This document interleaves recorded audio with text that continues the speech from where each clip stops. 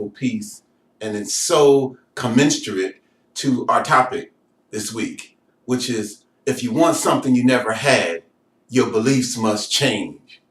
Raising the arrow to hit of your thoughts and beliefs to hit the target, your passions and purpose. And what you just did was you raised the arrow. You raised the question and you raised the arrow. Can we raise it high enough to reach our purpose and our passions?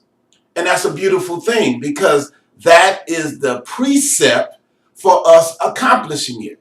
First, we got to raise it. Then we've got to be able to launch at a bigger level. We've got to launch higher emotionally. We've got to launch higher psychologically. We've got to launch higher spiritually. We've got to launch higher organizationally, educationally, family, intellectually. We've got to tilt that arrow up so it launches like a Scud missile across the world, because the proclamation must be made so the execution of the war can take place. But the first part of the war is the war within. Because until you free the within war, you cannot win the without war. The success and the capacity to accomplish, meet, and overcome obstacles starts on the inside. The evergreen trees that you live around, those big, beautiful, powerful trees that rise way up out of the ground and just cover so much terrain out there in the California areas, is a byproduct of a seed that was planted that first grew down before it rose up. And that becomes our challenge. How well can we go inside so that we have the propulsion to launch that arrow up to the target on the outside? And too many times our people don't want to challenge themselves. They want the returns. They want the fruit. They want the royalties. They want the appetite pleasers without doing, as Iyanla Vanzant often talks about, the inner work. The inner work is the tedious work. It's the cumbersome work. It's the non-popular work. It's the work that makes us look at ourselves when nobody else is looking. It's the work that sets the boundaries and the parameters for what we're going to launch. It's the work that challenges you to change your paradigm. What do you think? What do you believe? Why do you believe it?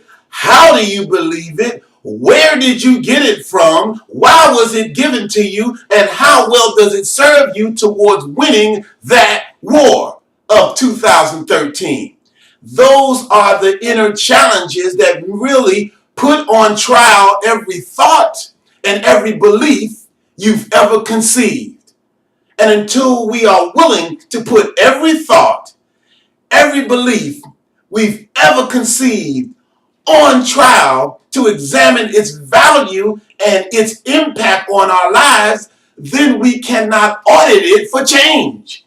And if we cannot audit our thoughts and beliefs for change, in fact, we can't really get change. Optimism comes from the desire.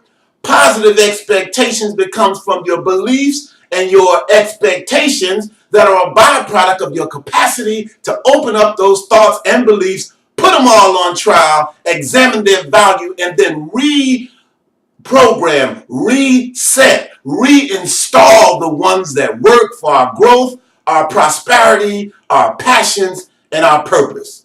Over to you, Kevin. We'd like to thank you today for tuning in to our call.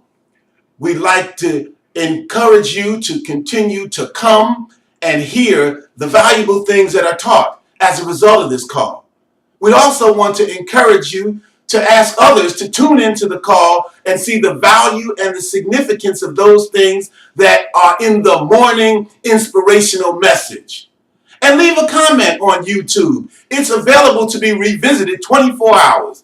Don't hesitate to revisit it, reevaluate, examine, and leave us a message about what it is you felt, what it is you learned, and what it is you may not be clear about.